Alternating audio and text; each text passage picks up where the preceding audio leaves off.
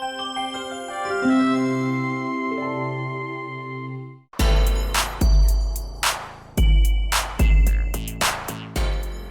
to Black Nouveau. This is our edition for March 8, 2017. I'm Joanne Williams. You may remember Sam Belton from the CityNet Cafe. His Jazz Experience joins us in the studio for a jam session. Are you interested in finding out more about your family's history? We'll talk with the first president of the African-American Genealogical Society of Milwaukee. And we'll see how a father and son finally connected across the divide of two major wars. An exhibit that combines history, art, and ecology is now on display in Milwaukee. Urban Heroes, Urban Wood is the title, and our Everett Marshburn went to visit. We have 16 wonderful artists who worked on wood that normally would have been thrown in the trash or burned. And what they did with this wood from Wisconsin is turn this wood into beautiful art pieces. What we have from these 16 artists are pieces done on people who are very important to the history of the state of Wisconsin and the history of Milwaukee, Wisconsin. This was the scene at the Wisconsin Black Historical Society in mid-February. The occasion, the opening reception for Urban Heroes, Urban Wood. Just so you get an understanding of what the urban wood movement is, it's basically lumber that was taken from trees that were cut down right here in Milwaukee, because if you don't notice, Milwaukee removes about 4,000 trees a year due to old age and disease or insects or storm damage. And what Milwaukee is starting to do is capitalize on what's happening all across this nation, especially on the East Coast, where they're turning this wood into beautiful forms of art. The project was a collaboration between the Fresh Perspective Art Collective and Wisconsin Urban Wood. Willie Lamar is one of the artists in the art collective. We're just a group of individuals who are trying to display urban artwork within our communities to showcase African-American work within the community, so everyone can see the beauty, the talent, the essence of African Americans here that are in Milwaukee and surrounding communities. The Wisconsin Urban Wood Association is a group of arborists, a group of sawmills, a group of wood manufacturers, a growing number of architects, interior designers who are all recognizing this local resource as being an asset to the community. The urban heroes are deceased, black politicians, activists, entrepreneurs who really had a strong impact on our community in Milwaukee. I did Ezekiel Gillespie. Ezekiel Gillespie was he was one of the first black men. Well, in 1866, Ezekiel filed a lawsuit against the state of Wisconsin for voting rights. And I believe by 1868, he won the case, and black men were able to vote. He also did Polly Williams. Now, me and Annette Polly Williams, man, we go back to the civil rights movement in Milwaukee with Father Grappi, Commandos. In fact, I canvassed for her campaign. I went door to door for Polly. And she was one of the first legislators. She was one of the first black women legislators in the state. Alicia Christina is the only female artist in this exhibit. I did Mabel Ramey. And who is that? She is the first black female attorney in Wisconsin.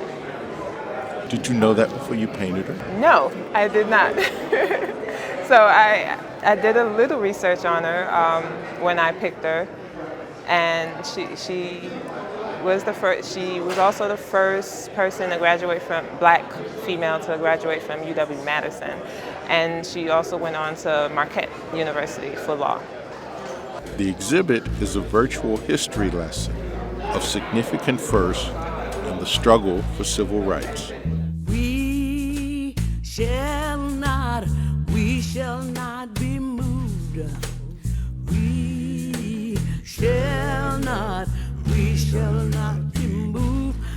like a tree that's planted by the water. We shall not be moved. We shall not be moved. We shall not be moved like a tree that's planted by the water. We shall not. 1, 2, 3. Perfect. Thank you. Even the sports venue is covered. Al Moreland's brother Thomas now runs Moreland's boxing gym. It's a nice picture. It's a nice picture.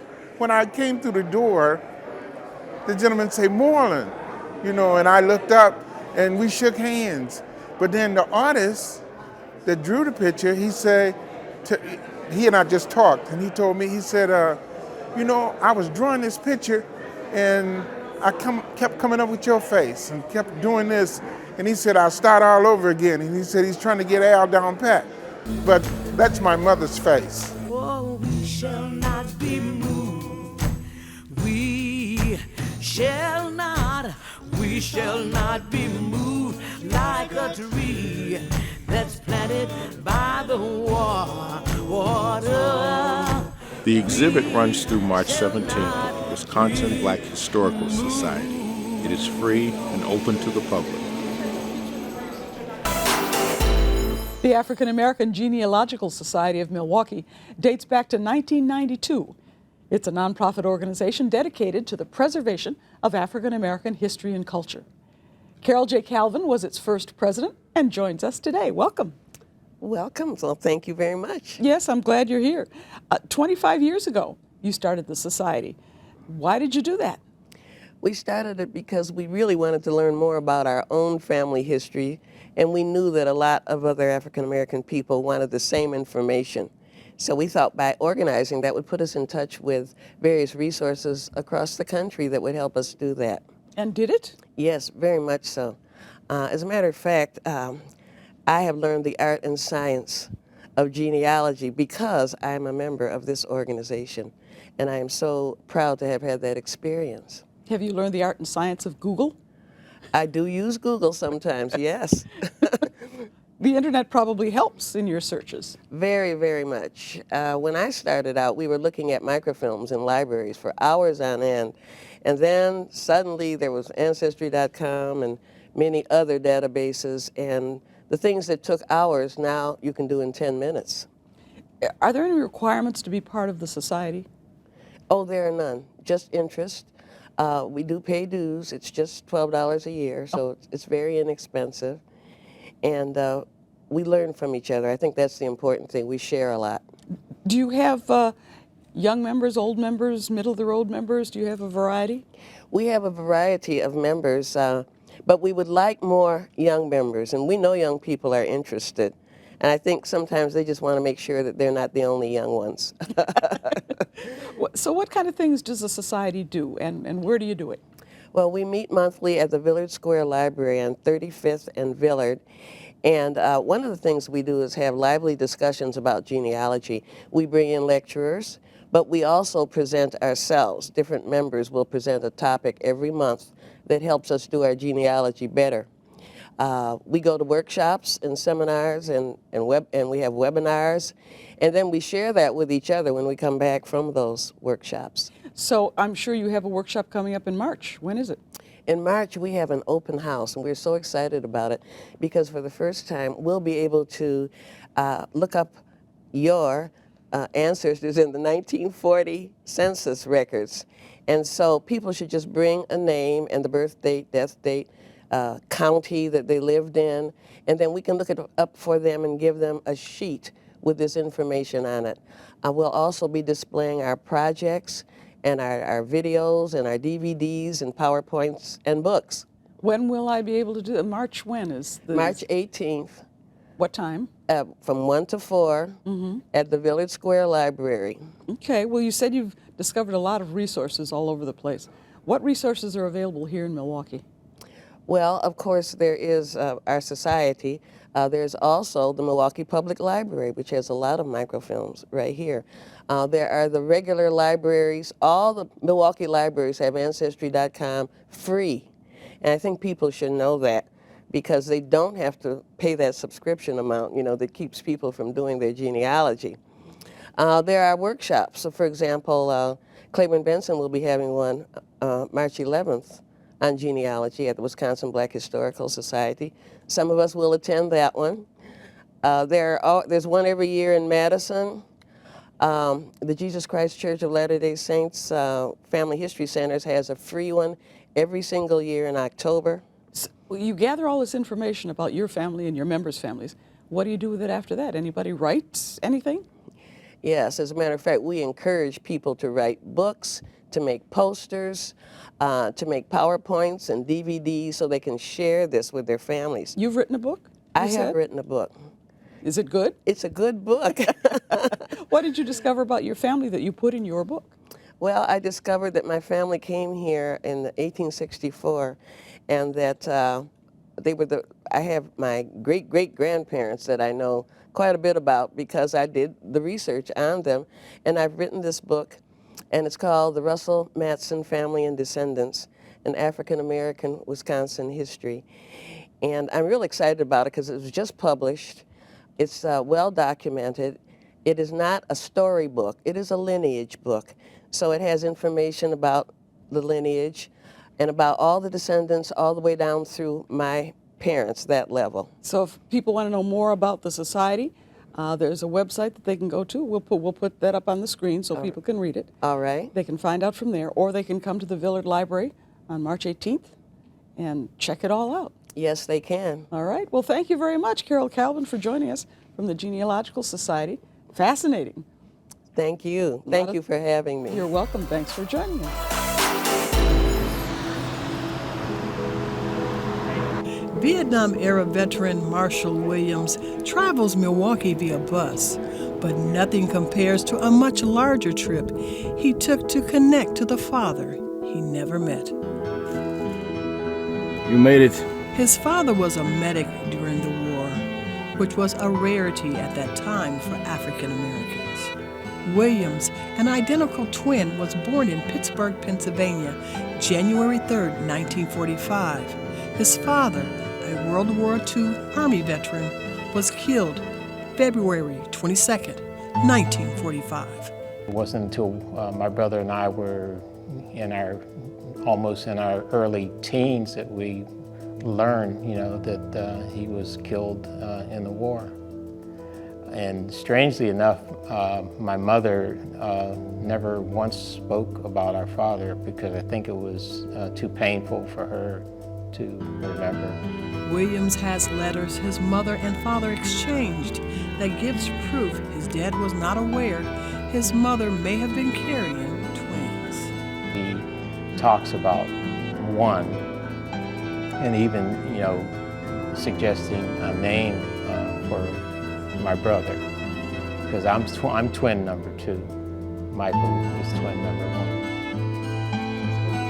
Yes, 8 minutes older. Wanting to know and have a picture of where his father was buried started this journey. The location, R.A. Chapelle American Cemetery in Belgium. They sent him a picture of his father's gravesite, which he posted on Facebook. Not long after that, some people in the country of Belgium started, I guess inquiring or I guess offering their services to adopt his grave, which is something that the people over in Europe do, for all the members of the military that died.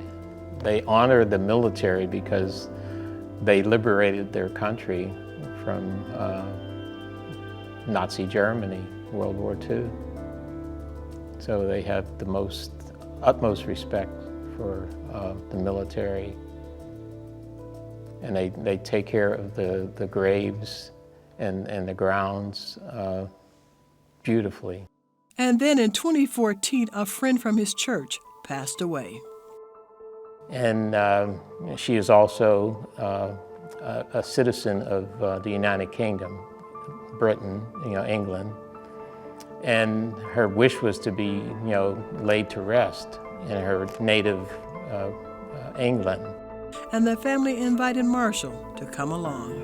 I told one daughter, I said, I can't afford to go over there, and the daughter graciously paid my way to go to England, to help them to lay their mother to rest in her native England. And that's when I thought of, if I'm gonna be over there, why not take a side trip to Belgium and see my father's grave for the first time. Which I did. What were your thoughts once you were there? First it was crying, it was tears, just to be there. And to approach the gravesite for the first time, since he passed away, 70 years. All I could do was get on my knees and put my hand on the marble cross, that marks the grave, say, "Hi, Dad."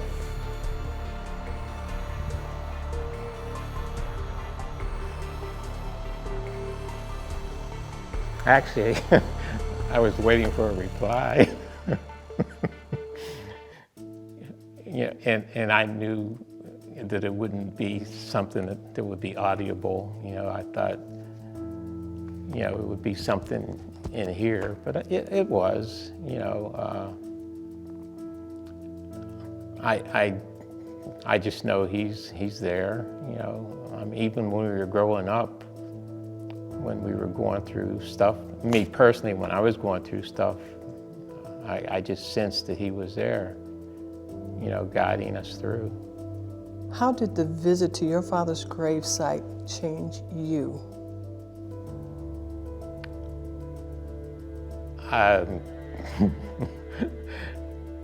a more spiritual person. I'm maybe more of him than I was before. And I think just to go over there just kind of confirmed it or sealed it, the bond, or so to speak, that we have.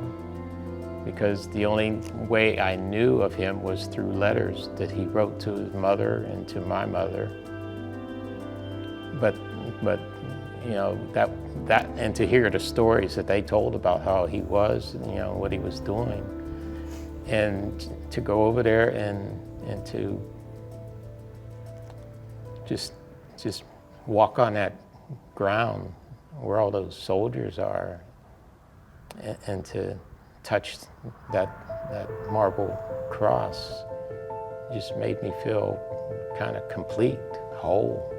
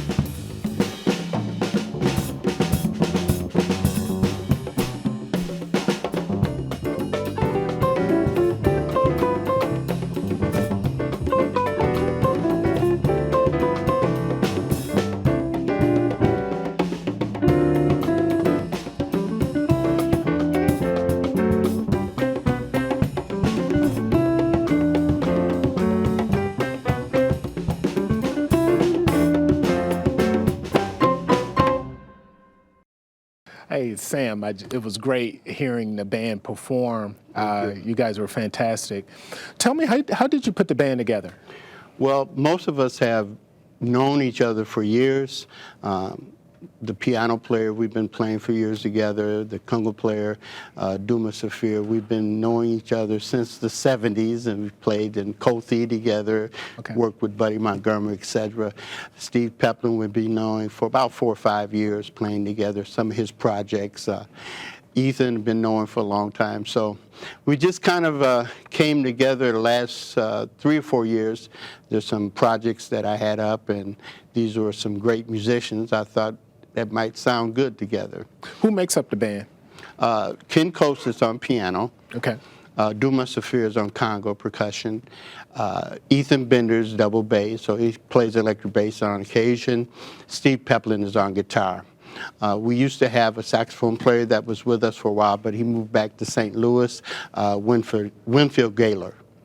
So we miss him. Okay. So what type of jazz do you play? There's different forms of jazz. What kind do you play?